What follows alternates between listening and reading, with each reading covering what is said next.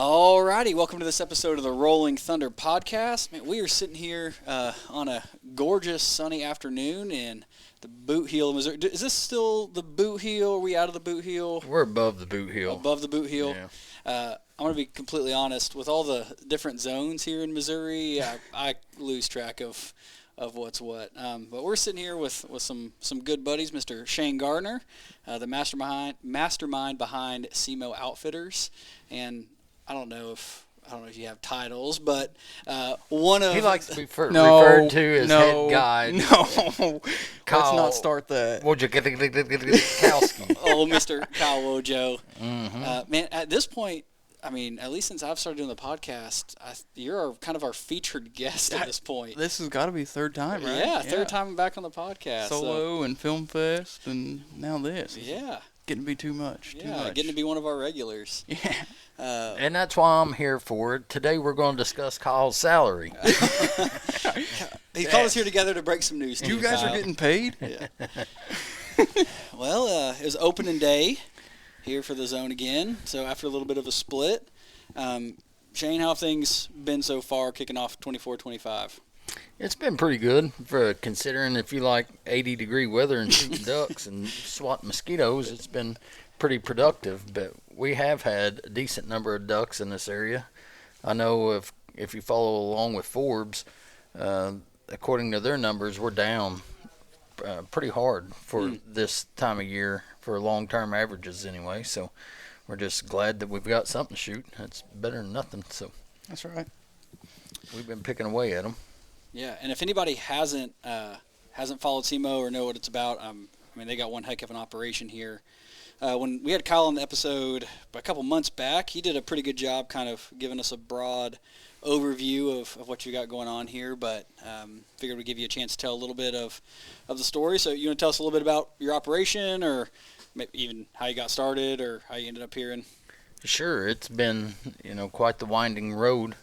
I bought the original farm when I was 24 years old, and that was in 2001, and we started from there. And the farm that I originally bought here was not specifically developed for waterfowl by any means. I just plugged up a couple ditches and put in a couple pits, and here we go.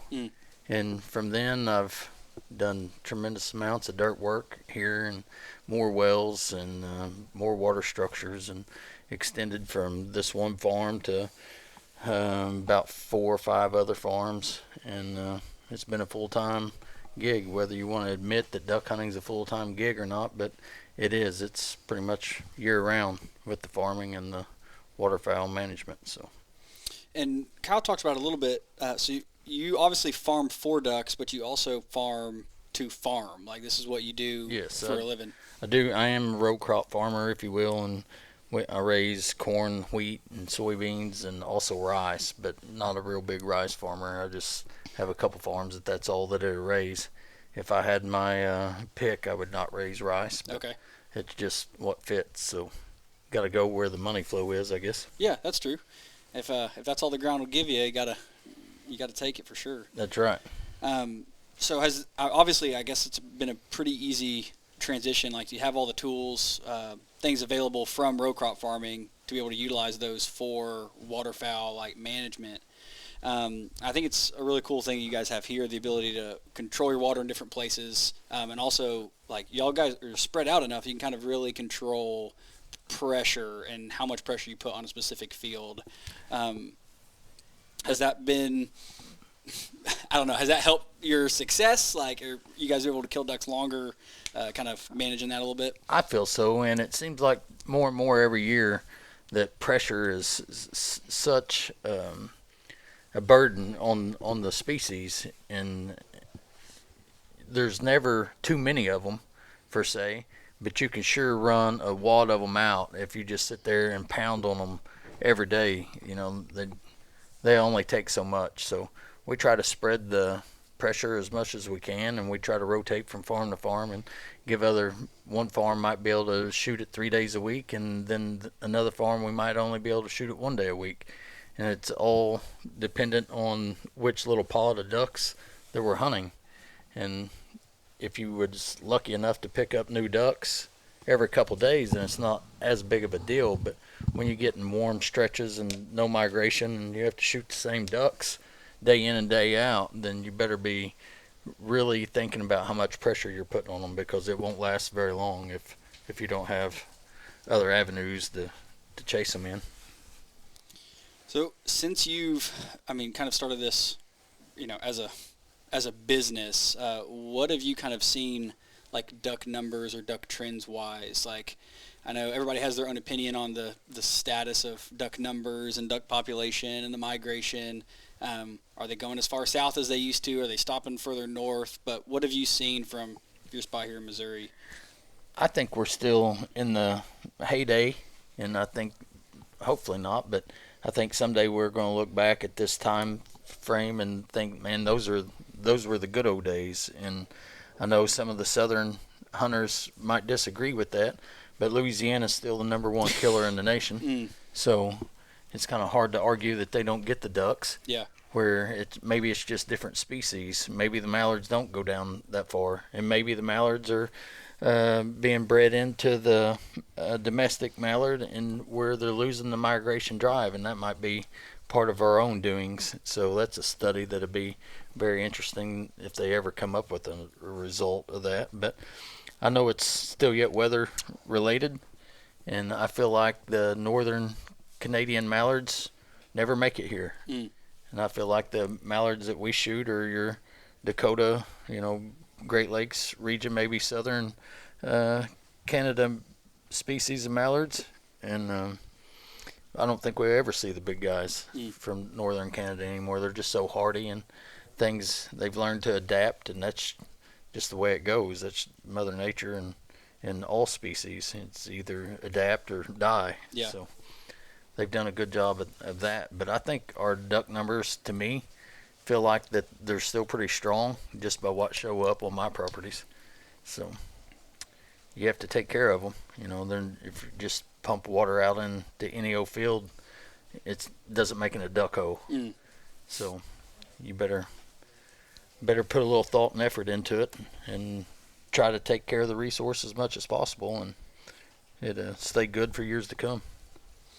So, Kyle, how many years have you been here at SEMO? I know you told me this before. This is my 7th year here. Okay. I do believe it is. Yeah. So, from your 7-year window, what have you seen migration-wise? I know we get our calendar birds, the Halloween mallards. Everybody kind of talks about in Arkansas, but what have you seen numbers? Yeah. I'd agree with Shane. Where we might lack in some ducks, we pick up on other ducks as far as species goes. But as far as like a true mallard push, it seems like we have a population of them earlier every year, which to me, shows that they're not from far north. There's still guys up there shooting them. And when you get those true northern mallards, like, I feel like you can tell the difference. I mean, they noticeably look different. They're, what you might call a baseball head mallard or whatever. Larger body, all that. But like when I first started here, I feel like there was several days, sunshine, wind, that you'd sit there and you would break big groups of mallards that are migrating. I can say for certain I did not shoot a single group of migrators last year like that. Did not break a single group, and probably very few the year before. Now, granted, that could all be when you're there, what you're seeing. You might just miss them, but as far as just watching like a big push of true ducks coming from the north, I maybe saw it a handful of days last year, whereas it's kind of seeming like it's more of a slow, consistent trickle, which then, like, that's where you manage your pressure, all that. We can shoot the same body of ducks on this farm with 2 groups pretty easy. You know what that group of ducks is going to do as far as these ducks are sitting here, they push to here, we can go sit in that field, or kind of where they're going, and alleviate some of that pain for when we don't get just constant big new influx of ducks from the north. Gotcha. That makes sense. I'd agree with that, and I also feel like it seems like a lot more ducks show up during the night now than what they used to, and it's becoming more of the full moon time frames for migration instead of weather driven.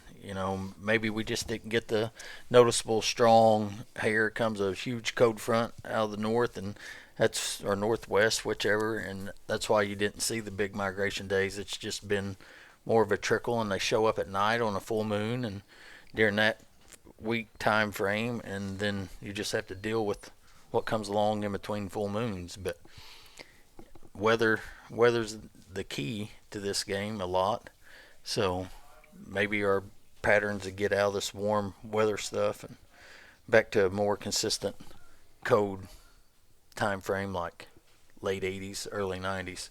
But who knows? Troughs and valleys and peaks and highs, they say. Yeah. Last year that big cold snap, everybody was a hero then. Yeah. Yeah. The ducks are here. I mean, they're pretty congregated to what open water they have. Yeah.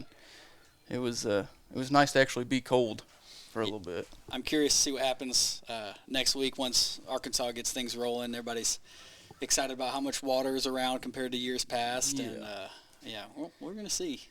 I'm cautiously optimistic. Yeah, I've got my thoughts. I mean, I wouldn't. They're gonna probably be fine. I would say a lot of those ducks are the ducks that like Middle Zone Missouri was holding push down there. A lot of early season ducks. They don't take pressure really well. Sure. So I'm curious to see what happens when they start shooting. If they push south or they come back north, they disperse everywhere, or kind of if you notice an influx based off of when they start opening season down there. Yeah, I heard somebody, they had to take, last week we were talking about this, and they said kind of the same thing. They think once they start getting pressure, those birds are going to move, obviously. I do think a good thing the southern states have going for them right now is there's more water than typical, so they may not have to go as far to avoid that pressure. For sure. So he said, we'll see. Maybe we'll send them right back up here to y'all. So. Yeah, you never know. Here's one I'd like to pick your brain on. Yeah. Talking about pressure and how well they take it or don't take it. And one thing that you see nowadays, since everybody's on social media and it's become a game of how many guys you can get in the blind and how many you can shoot, but I feel like it's Central Flyway's pretty bad at that. But as far as the Mississippi Flyway, I think Arkansas takes the cake on 50 guys in A-frames shooting specs, or not far from my farm down there, there was a rumor that there was how many guys in that timber hoe? Like 45, 50 yeah, guys in one timber hoe. rotating out. So what's your thoughts on, as excited as everybody is for water in Arkansas, how long will it take before they blow those ducks out? I mean, there's a couple different issues there. I definitely got some takes on. I just selfishly, I don't like hunting with that many people anyway. I just don't even have that many people I like to hunt with. Well, neither do they. Yeah. Man, when you start getting to big groups like that, not even talking about pressure or actually trying to shoot ducks, you just run into so many issues. Like trying to finish ducks the right way, like it just gets so much harder. Just trying to keep everybody hid and still, and calling the shot is so much harder. I mean, Kyle and I, we were talking earlier about having issues with 6-7 guys in a blind. Just communicating. I can't imagine having 50, but I think there is a conversation around specs. There's some guys that are way more knowledgeable on that front than I am. I don't get to chase specs very often. It seems like there's some potential issues on the horizon with these big groups beating into them all the time. But I don't know. The game has definitely changed. I mean, I've heard old stories of guys that used to hunt, all day long. Sunrise to sunset. Like they just go sit in a blind, pack a lunch and dinner, and we're going to be here till we're done. But it seems like the majority of folks didn't used to hunt that way. They hunted when the weather was right. They hunted when they could, but there wasn't a pressure to sit there and we've got to get our limited. We've got to get ours. Yes. So the pressure to the birds owe us something, I feel like is a new thing, and I don't think it's good for the sport nor for the birds. No. Right. I think there's plenty of days where the birds win, and you know what? Like if we ain't gonna kill them, we ain't gonna kill them. Like we don't have to sit here and try to grind it out to shoot 2 more just to make a picture a little bit better. Right. No, and I want to add something to that. The other day here in this area, it was crazy like how fast word spread, right? There was 2 semis that drove through this region heading down to Arkansas. and each semi had a 60-foot long pit on the back of it. Not multiple, it's one pit. It's 60-foot long, 16-foot wide, 10-foot tall. I mean, like, I don't know what the purpose of that is. That's a lot of dudes. That's a lot of pressure. That doesn't even sound anywhere remotely fun to me. I mean, it's, for lack of better terms, it is disgusting to think about that. Especially like the duck hunting alone, like in the timber, the big groups, the big 50 guns for specs. I mean, it's just, I think you lose sight of the sport, the passion, the, you know, what you're there for kind of thing. I tell everybody I'm not a purist of what kind of duck. I'm just a purist of how I shoot ducks, right? Like, I want to do it right. And if we don't win, we don't win. That's okay. But you got all these other guys. I don't know if it's a driving force from social media, lack of self-confidence, whatever. I don't know. And they just got to kill as many as they can. Right? It seems like we have such a large number of the kill stage hunters right now. And maybe that'll play out as they transition through the stages, but don't want to steal your thunder here, Kyle, but I can hear the applause growing. Lane Dunning has joined us. Oh, God. Don't do that. Oh, my God. That's awesome. it is the LD. The one and only. What are you griping about? Nothing, just everything. Pressure. Talk about pressure and the giant pits everybody saw the other day. Everybody's phones was going nuts. Not to mention, those things were, I was told through a source, who knows, I mean, you can do the math pretty quick. Most of those nicer pits run anywhere from $1,000 to $2,000 per running foot. Both those pits were over $100,000 a piece. It's pretty impressive. Yeah, that's insane. Why? I mean, I can't. Oasis money right there, bud. I can't speak to somebody's, kind of like you said. Like there's some pieces of ground that you can take more off of, or you can, or maybe more fruitful or productive. But there comes a point where it seems like. Like Kyle said, you just kind of lost sight of it, and it's about something different.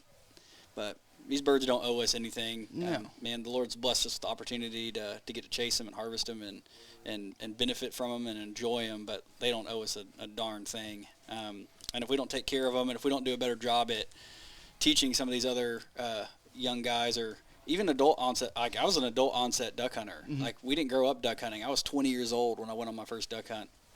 Or 21. Lane's not even 21 yet. Boy, all the people around here is going to have a surprise when he does turn 21. Oh, gosh. They're going to have one heck of a party, I can tell you that. It'll be interesting. He's been 21 for like 3 years. He's been buying beer at the Mexican restaurant for years. But, yeah, if we don't do a better job at, I don't know, maybe having a mindset shift, I don't know. I mean, as quick as it came, the way they talk about the stages of a hunter, maybe everybody transitions kind of at the same time, right? Yeah. There's some hope. really interesting like work being done, some different organizations just kind of talking about that, because there was a really big push of hunters that came onto the scene that didn't have true mentors in the sport. Maybe they had gone duck hunting before. Maybe their dad used to go, but like you've all been to a boat ramp or gone somewhere and seen, just boatloads of kids, and it's just kids. There's nobody taking that, Yeah. So there's been a big push of that. It seems like over the last, I don't know, however many years. It seems like there's a lot of them that are at that same stage of just trying to kill them, and I don't know. Maybe you guys never went through that season, but I'm sure there was a day or two where y'all were just trying to kill as many as you could, but. In the long term, it definitely doesn't seem like it's gonna work. Yes. Oh, for sure. But to add on to that, you don't have to be brought up with mentors to know what's right and what's wrong. Agreed. I don't feel like 50 guys gunning into anything is something that should be promoted as much as it is today. Because I didn't have a mentor when I come along. My dad wasn't a duck hunter. I figured it out on my own and had a brother-in-law that took me a couple times, but that's how I got started. So, everybody can surely see what's good and what's bad, and try to just take care of a resource more than just gunning them till their guts fall out every opportunity that they can get.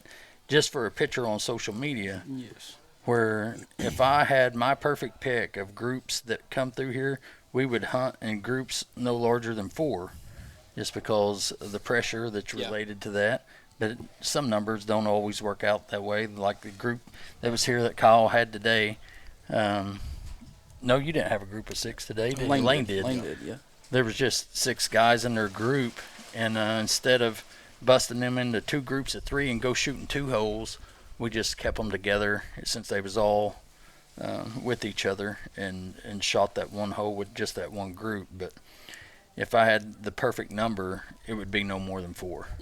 Just for that reason, and makes your hunting so much better. Yeah. Oh, yeah. All the way around. It's a lot better shooting, a lot better conversation in the blind. Everybody's more engaged to one, specific idea that's going on or whatever, and just makes for a lot better hunt all the way around.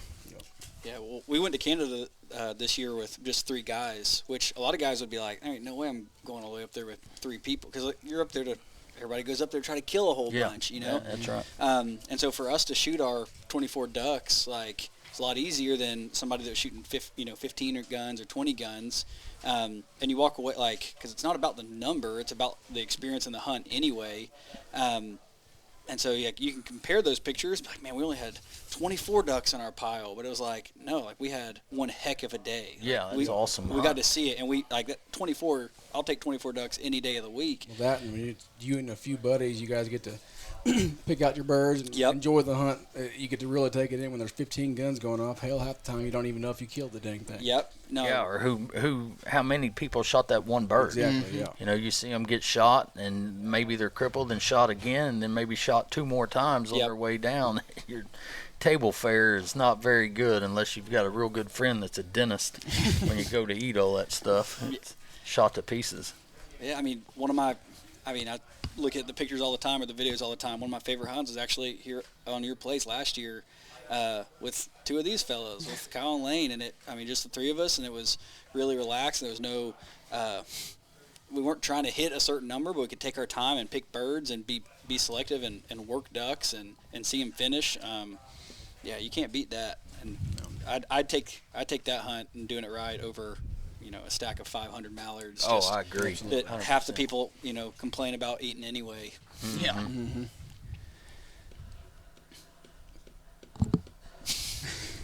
Anyway, Crickets. yeah, Killed it. it's not Nailed all. it. Yeah, nailed it. But man, it's not all doom and gloom.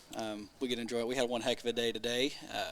Wasn't quite what we thought it was going to be, but we made the best of what we had. And Yeah, I mean, if you look at it on a numbers thing, it wasn't what most would have expected. I mean, with the conditions, I kind of already looked at shooting it a little low, and we're pretty close to kind of where I thought it would be. But the ducks we shot were the right ducks in the hole. Yep. We weren't shooting passing ducks, whatever. We just have great conditions. 2 mile an hour east wind, kind of like a hazy fog off the rip, and clouds doesn't really. yeah, it's not how you would draw it up. Yeah, no. If I'm asking the genie, it's for none of that. I promise. No, but we had a great time. All the guys on the blind enjoyed themselves. The dog got to do some work, and Yeah. I mean, I won't trade that for anything. No, and we got to work a goose for Got to whatever work that's worth. for a while. Yeah. Yeah, Kyle broke a goose from the stratosphere, and he lives to fight another day. But Somehow. yeah, Back to what Kyle just touched on. Let's hear your thoughts about an east wind. The old fishing wise tale, winds out of the east, fish bite the least. I believe that very true with just the response, how ducks react and how they decoy, and just their social status, if you will, how much they want to be social, is far less on a east wind. okay. What's your thoughts? Man, I'm gonna be honest. I haven't been able to hunt the same piece of ground enough or consistently enough. I feel like to make maybe just kind of like a principle based off that. Because I know there are some holes where it's like, if the wind's out of the east, like you're not gonna kill a darn thing. And then there's a few small places where it's like, man, with the east wind, like it's just how the place sets up, and on the right set, right day, right weather, birds in the area, like you're gonna kill them. I don't know. So you would just kind of say, just in general, you guys don't don't really like an east wind, don't feel like ducks move as much on an east wind. I feel like they just act goofy, 100%. I don't think they're as responsive to a call. I don't think they're responsive to each other as much as on an east wind than on other winds. I don't know if it has something to do with the barometric pressure. You know, deer supposedly act differently on different pressures and how much they are. Turkeys. You know, same thing. But I feel like on an east wind, they're just not as sociable, if you will. You can watch them sit out with no pressure, and they will be scattered out all over the field. Well, I'll tell you, nobody's congregated. this morning we had several times when there'd be, kind of a flush of ducks would come. They'd come from across at the Smith farm, and there'd probably be 30, 40 of them maybe, and they'd go to land in the open water out front, and then we would shoot a single, right? And so it's still kind of dark low. You couldn't really see where they landed. That single would come in, and we'd shoot it, and it was kind of weird. You could look out there and watch, and it was not one mass ripple from where they all got up. It was a single ring here, single ring here. I mean, they were scattered across, I don't know, what 40, 50 acres of water, whatever that might be. They were not close to each other. Yeah, they weren't There's congregating. no congregation at all. They're all headed to the same spot, but they weren't really headed there together. Yes, absolutely. So I don't know. I cringe every time I see an east in it. And I think we've been hunting 10 days this season. I'd have to go back and look, but I'm going to guess probably 6 to 7 of those days have had east in it. I'd agree with that. Yeah. Lane, what are your thoughts on an east wind? Sucks. No, I mean, I definitely agree with a lot of the stuff that they're saying.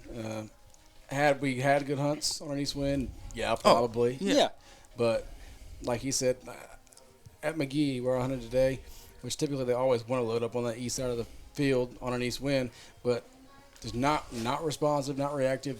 If they'd show up, they were probably coming there already, but they had a spot picked out, just bam, land here, another single on the other side, just nothing. Just being weird, just odd, yeah. Yeah. I mean, tomorrow could be a straight south wind, could be a super reactive. You can call into the water type. I don't know. I mean, every day is different, obviously, but I don't think the east wind is great by any means. But like I said. And you would think that it would play into a waterfowler's advantage, especially in the morning. Yeah. If you could put the sun in their face, which would help tremendously. But I also just feel like they just act goofy. And for whatever the reason may be, I don't know if it's pressure, barometric pressure, or what the gig is, but I can for sure tell a lot of difference between, say, a southwest wind and a straight east wind, for sure. I haven't taken as detailed notes as I would have liked over the years. I know Kyle keeps a pretty in-depth list of weather conditions and stuff, but I'll have to go back and look at what I do have written down and try to see if I can make some comparisons. 'Cause that might be a thing that is kind of overlooked this whole time, because I know there are definitely some days where there wasn't east winds. You try to set up, with the sun and with the wind in your favor, and still haven't really had the day. So maybe that was more of a factor than I realized all along. I spent a lot of time on the East Coast growing up. My family's from over there, and that place smells so bad, so maybe that's just what it is. They smell that dirty Jersey coming over here, and they don't like it. They don't like it. Yeah. Well, Lane, what'd you see this morning? A lot of ducks? Yeah. We killed 26. I'd say 75% of them are ringnecks. That was new. All right. That's good to see, though. Yeah. That we have It's a not change. seen any ringnecks, so they're pushed in on this full moon since our last hunt last Sunday, because I don't know, 2 ringnecks maybe was the most we shot in a hunt all I've last killed more week. redheads than I have ringnecks, I bet. And I've killed 3 redheads. So I talked to a few guys at lunch a while ago, and they hunted A unit, and they also shot quite a few ringnecks. So I guess there's a good pile of them around. There was a bunch of them that we didn't get an opportunity at hanging on the east end. yeah, that's a change for sure. I mean, I don't think I've killed one yet this season. And then we killed however many. I'd have We to did go today. back and look. I've killed very, very few. Very few. And it's not from passing. That's right. Yeah. That's right. If, No, yeah. I'm gonna. I say if Don't it's fly through. yeah, if it's in the hole, Kyle will shoot it. Oh, Yeah. Oh yeah. Yeah, we ain't picky. They asked No. me this morning.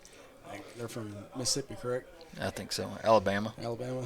Same We place. shoot Same wood place, ducks. right? Close enough. Close enough, yeah. I asked, we were shooting wood ducks this morning. I was like, absolutely, we're shooting anything that makes its way into this hole. I mean, I didn't know what the heck was going to. Troy acted like there was a bunch of big ducks in there last night, which we shut the doors this morning on the trucks, and they woke up and never seen them again. They never really moseyed back.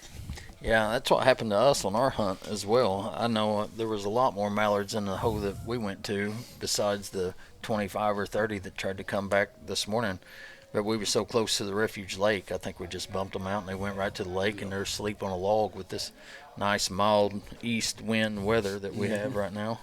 Well, that, and I mean, back to pressure, they haven't been shot at for 5 days, right? So they kind of have made new harbors, right? And then everybody goes in and blows them out, and they're probably a little scatterbrained, and they're just going to regroup and recoup, and maybe they stir about, in the next few days and kind of gather their thoughts. So. A little better tomorrow probably with the southwest wind and the front pushing in. You might actually see new ducks tomorrow. They're usually about 3 days ahead of a front. It's where I noticed the most migration. So that should be tomorrow or Monday for sure. Do you feel like you see any kind of success change after opening day? So like a lot of guys have banger opening days, and then they feel like the next couple of days they're struggling. Which, I mean, a lot of guys are chasing them on public or different places where pressure's a factor. But do you think it's based on that opening day pressure, or more off just weather and what birds are around? Lane, what's your thoughts? I was waiting on Kyle's. I mean, it's hard to find a place anymore that doesn't get hunted. So, honestly, we kind of watched these ducks the first few days during the split, and they didn't really act too different until about day 3, 4. I noticed they're sitting in the kill holes again. They're congregated. So I think, everybody goes to their duck hole at opening day. You're not going to not hunt opening day. So that puts more decoys, more people everywhere, kind of disperses things heavy. As far as us, we've got a pretty large footprint here. So we can manage those ducks and that pressure. I think as far as guys that have a 20-acre field and a pit in it, like, it's going to be way different. Sure. So I think that it kind of helps us. The guys on the public and the guys on the smaller stuff, they disperse their ducks. We see it in the evenings, they come here and we hold them. I think that helps us because we can manage our pressure, whereas they go to every little puddle and they get shot at, so they went and sat there for 5 days. And as we say, they're probably about to start coming home this evening. Coming home. That's right. Man, well, that goes back into what we said earlier, like if you've got a limited space that you can hunt, maybe you've got one field with a pit in it, you may not want to take 10 guys and sit there till dark every day. Like even if you're trying to kill as many as you can, like in the long run, it's probably gonna be better off to take a small group and try to get out of there early if the conditions and the weather ain't right. Like give those birds the space, let them have it on some days. Oh, you start getting down south from here, and every field has a pit and water, and it's heavily pressured, and I mean, it's not hard to see that those ducks don't get any time to rest down there. Yeah. You only really kill them good if you've got a super good spot, or if there's a weather change. Whether your rain, your ice, big temperature drop, whatever, gets them out of the refuge, stirred about. But other than that, your regular days that we pray for, wind, sunshine, cooler weather, they down there, they'll kill them some places, but they need a good weather change to kind of stir everything up. Something different to shake them up and get them out, because everybody hunts. There may be 10 guys in one lease, and 4 guys can hunt the morning, but only 3 can hunt the afternoon, and so there's going to be somebody in it all day long. I mean, they don't catch a break down south from here much. Yeah.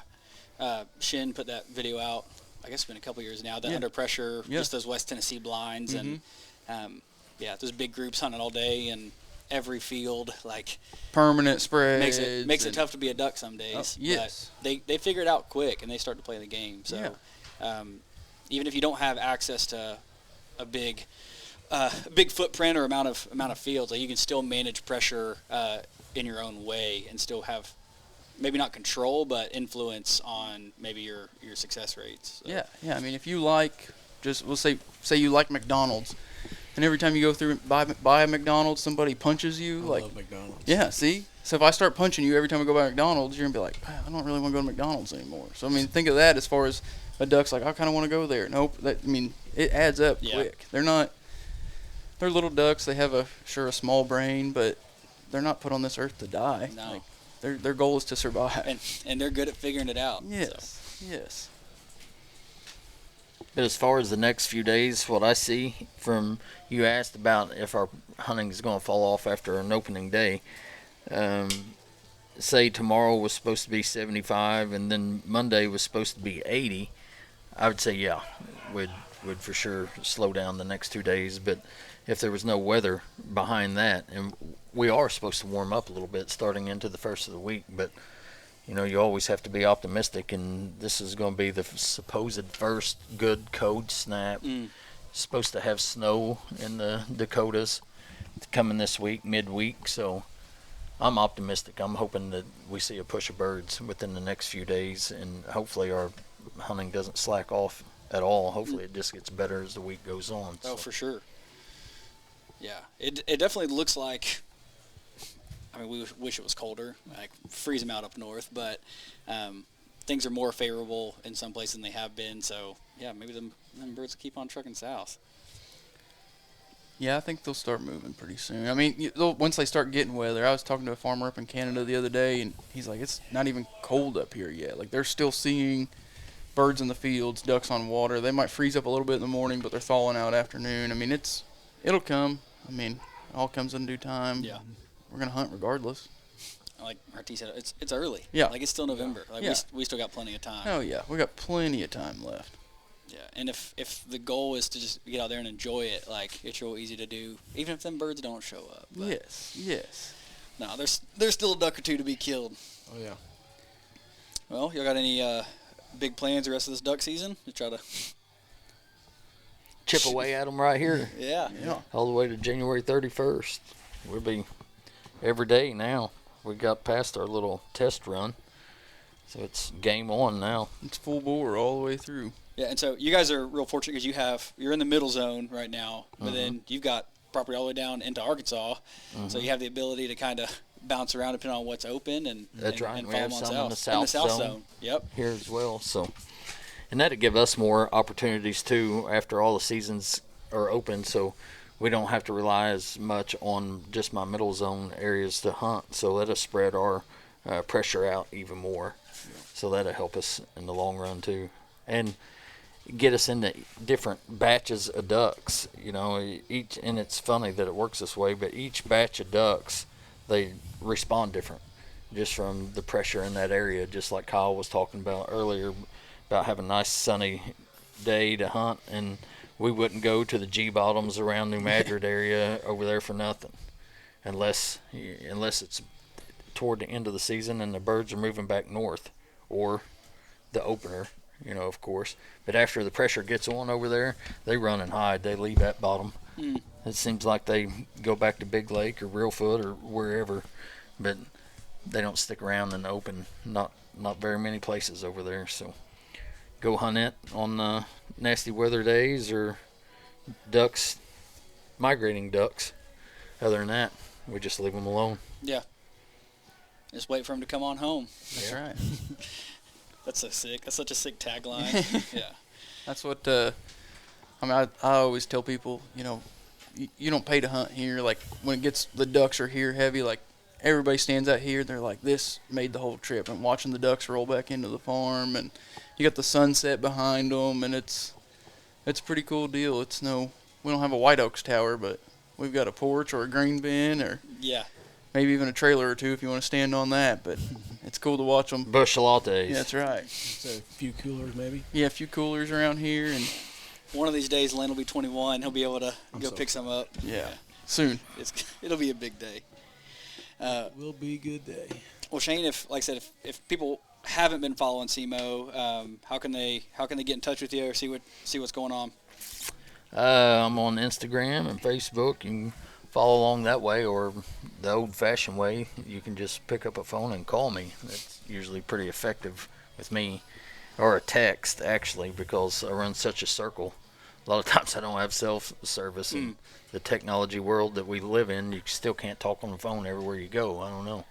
But Or watch fights on Netflix. yeah, no kidding. That was kind of anticlimactic Yeah. to watch old Tyson fight. Can't even watch it. I fell asleep before it ever come on. Good for you. I One wish I would have. of the guys here in the lodge was able to get it on his phone, and so we were all huddled around it. There was like 6 of us. I told Chris last night, I said, I went home. I said, just send me a Snapchat video of the whole fight. I was laying in bed watching it. My phone was under my pillow. Video after video coming in. I finally told him, hey, I got it. He said, I got it. I was like, all right, you asked for it. I was just doing what you said. All right. Oh, boy. Yeah, we'll go hit them up on Instagram. Don't be afraid to reach out. They got one heck of an operation up here, and haven't got to see the Arkansas place yet, but maybe one day I can figure out how to make that happen. Just getting better down there. Oh, heck yeah. Year by Every year. That's awesome. First year that we hunted down there, Kyle drew the short straw and would have to hunt every day, and a lot of single-digit days. A lot of learning the farm too. I mean, you know, something like that, something new, a new place.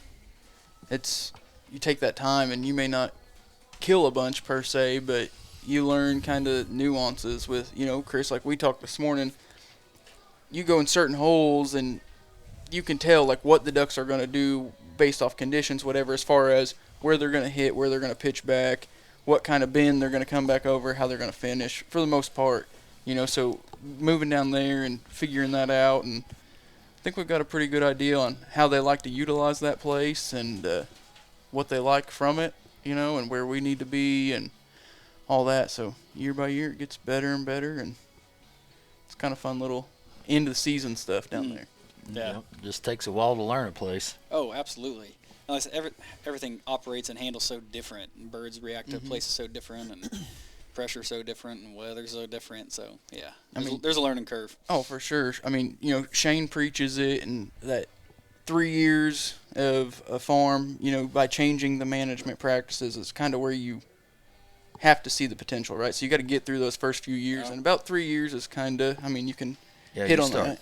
You start imprinting your evil ways, if you will, on ducks. It takes at least three years, and again, back to the pressure. Maybe it takes a little bit more in a heavier pressured area, but 3, even on a new duck hole, you know, you go flood you a spot, you might not kill a duck the first year. Second year, you might kill 10, and then third year, you might kill 100, and then you might be on the road from then. So Well, I mean, talk about McGee. was gonna Y'all didn't say, kill yeah. a duck year 1, right? yeah, one of my best holes. It butts right up to the refuge. First year that I bought it, it was a horse pasture. And it was grown up in sprouts and saplings, and cleared it, levied it. By the time we got all the dirt work done, it was middle of June that year, so I planted it in millet, and we did not shoot one duck out of it.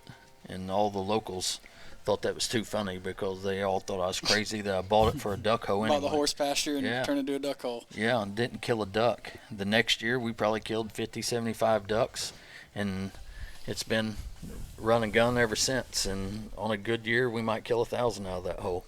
So it just takes time and a lot of patience. And if you don't have a lot of time and patience, then you're going to be disappointed a lot of times. That's a life lesson. That's outside of just duck hunting. Yeah. That's right. Yeah. I mean, back to the pressure thing in Arkansas, you know, that farm prior to Shane purchasing it, I found signs that were hung up there that it used to be the membership farm for like a club of some sort, right? So it's the members' holes, it said. So, I mean, that place could have been hunted daylight to dark every day prior to us getting it. And then now it's... Shane gets a few phone calls about it, don't you? I have people call me all the time wanting to know if I want to lease it out. Oh, I mean, or if they could just hunt it. I got some footage today of it from somebody that was down looking around, and they said, you might want to come check this out. You guys have ducks. Thanks, bud. We know. Yeah, I'd They're like there. to shoot them, but you got to wait for season. Yeah. Unlike some locals, I guess, the Arkansas locals. I got to tell that story. That's pretty funny. Shane had a guy mowing we used to have a house down there not far from the farm. And we go down there, and it was, a week before season? Yeah. Yeah, And- Missouri was in, but Arkansas was not. Yeah, and that guy asked if we'd been doing any good, and Shane's like, yeah, we've been killing them up in Missouri, blah, blah, blah. And he's like, man, my son-in-law's been doing really well down here in the woods. He's been hunting every day and killing his ducks. And I promise you, it was a week before duck season. Got to get them before the poachers do. Yeah. Yeah, Yeah. that's right. No pressure that way. See, he was smarter than we thought. He Yeah. was trying to get him He's- before the he's- pressure. Yeah, set in. he's just avoiding it. There was no Yeah. hole running going on there. No, first one to the hole every morning. No racing. Yeah, maybe he's smarter than we give him credit for. That's right. We got 3 guys who guide, not for necessarily for a living, but get to guide a lot. So you guys got any good guiding stories? I know y'all got a few in your back pocket. Or It's always interesting smooth ones. sailing here. Yeah, no issues. Yeah, I love that. There's always something that makes it part of the fun too, I guess. Just as long as it doesn't get too carried away. Sure.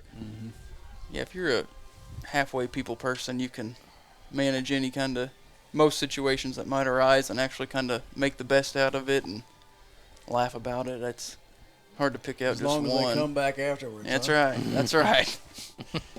Well, being in this business or any business, when you deal with the public, you're never going to be able to satisfy everybody. So there's going to be hurt feelings somewhere along the line at times, and just hopefully that we can work through it and not have anybody leave too bent out of shape, because you can't control a bird.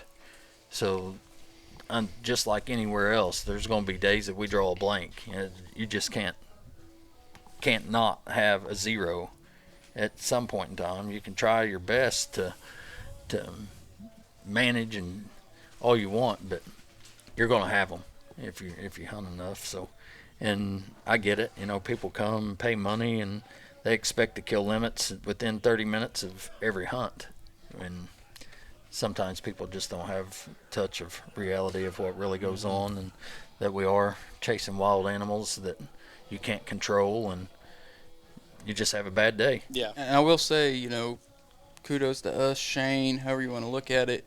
We post every group's picture every day, right? You got some places will post only the good stuff. You're going to see. If you follow along, we post every day. If we're getting them or not, you'll know. There may be half the groups get them, half of them don't, but there's still going to be guys there smiling, holding what ducks they did get or didn't get, and it's the only way to be real about it. That's right. And just to be honest, and there's a lot of dishonesty in this business, and that's unfortunate for the people that's not honest, and for their clients as well. And it's terrible, actually, because it's not their fault. They might be really good hunters. Maybe they just don't have really good spots to hunt, but then you put them somewhere with a bunch of ducks and they might be able to kill a limit every day, but there's no place for shady business here when you're dealing with hard-earned money that people save up or whatever and to come to and then be misled. Yeah. There's no place for that. And I was gonna say earlier, when we were plugging how to get in touch and how to follow you guys, like everybody that I've interacted with here, all your clients, like it hasn't been anybody's first time. Everybody's come back, which I always think is a really cool thing. When you start building those relationships and folks want to come back to a place, it says something about the spot that you have and the operation that you run and what you offer. And I think everybody can appreciate being real and realistic expectations walking into it, and everybody I've talked to here at SEMO has had a good time. So Yeah, we do run a lot of repeat. I bet probably 70% plus at least is repeat, and I've got guys that's been coming for Jutnam's group. There's 20 years this year. So Groups that were coming before there was a lodge here. oh yeah, lots of groups that's been here before I had a lodge. Still coming. That's when all the wild stories come from. I lost a lot of people during that time, just not show up and couldn't find them, and so the lodge was more built to keep people Controlled chaos. yeah, and know where they're at because Yes. they're on vacation. yeah, Yeah. They might be parked in a truck in the bottom of the ditch, That's happened. Unfortunately, that was a terrible learning experience for that young man. I think he learned his lesson. costly. Yes, that's right. Sometimes lessons are expensive. Yeah, that one was really expensive.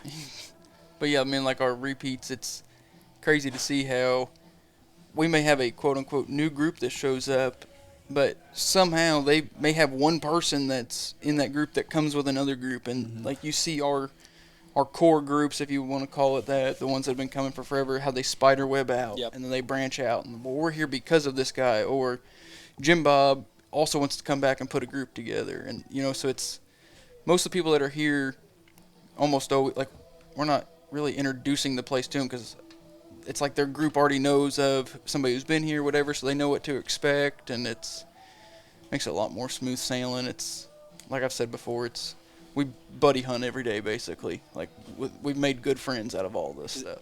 Because they're just coming home. Yeah, that's right. Just coming home, baby. I coming think that's home. what we should call this episode. Yeah, coming home. I like it.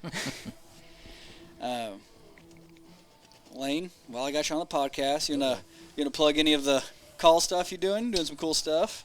Yeah, if you're interested in any custom calls or CNC calls, I just released a batch of them. Got a handful of them left, and plan on stocking up some more here soon. If you want to get a hold of me to get a call made, well, you can get on my new website actually, and it'll email me if you want to get a custom order made, and we can go from there. Or you can just reach out to me on my personal Facebook page, Lane Dunning, or LD Custom Calls on Instagram. Okay. And what's your website? LDCustomCalls.com. Okay, LDCustomCalls.com. Yeah, Lane's doing some cool stuff. You punched your ticket this year. Are you blowing again? Yeah, I got Worlds coming up. Yep. How you feeling? I don't even know. I'm pretty... Dude, I get nervous as can be at every contest, but last year was my first year competing in Worlds, and like I said, I'm always nervous, but that was like uncontrollable. Like, it was crazy. But truthfully, I kind of crapped the bed pretty quick last year. Like I said, the nerves won that time. Okay.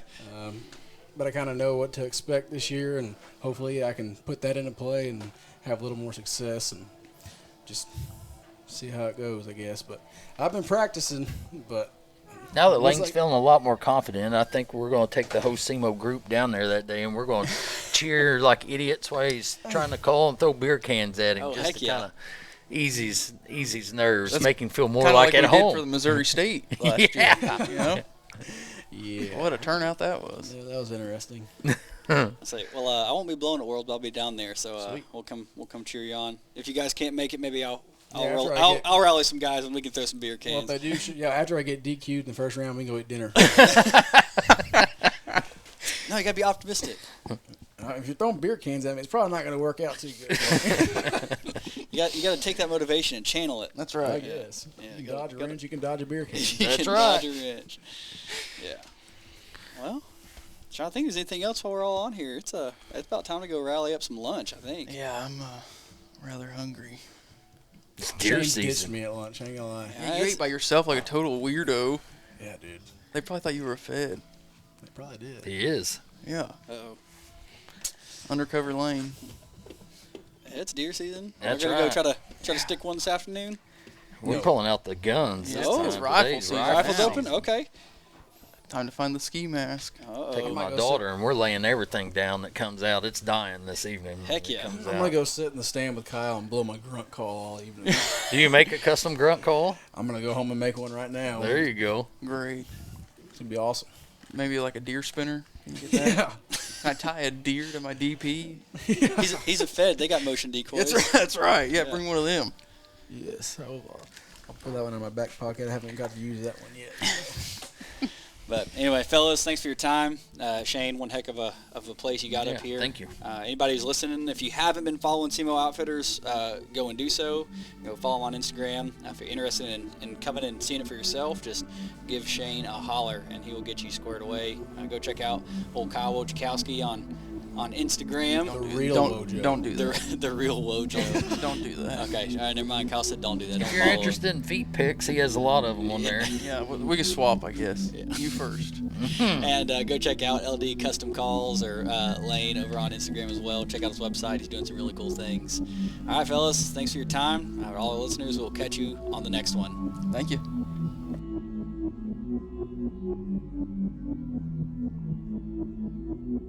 Are you ready to uncover the next hidden gem in the DU vault? The Ducks Unlimited Into the Vault auction, sponsored by Dive Bomb Industries, offers an extraordinary chance to claim rare and exclusive treasures. From unique, one-of-a-kind firearms to remarkable prints and never-before-seen relics, there's something for every collector. Visit www.intothevault.org today to preview what the vault has inside. Bidding opens November 27th. Mark your calendar and don't miss your chance to own a piece of history. Your next great find is just a bit away. And as always, we'll catch you on the next one.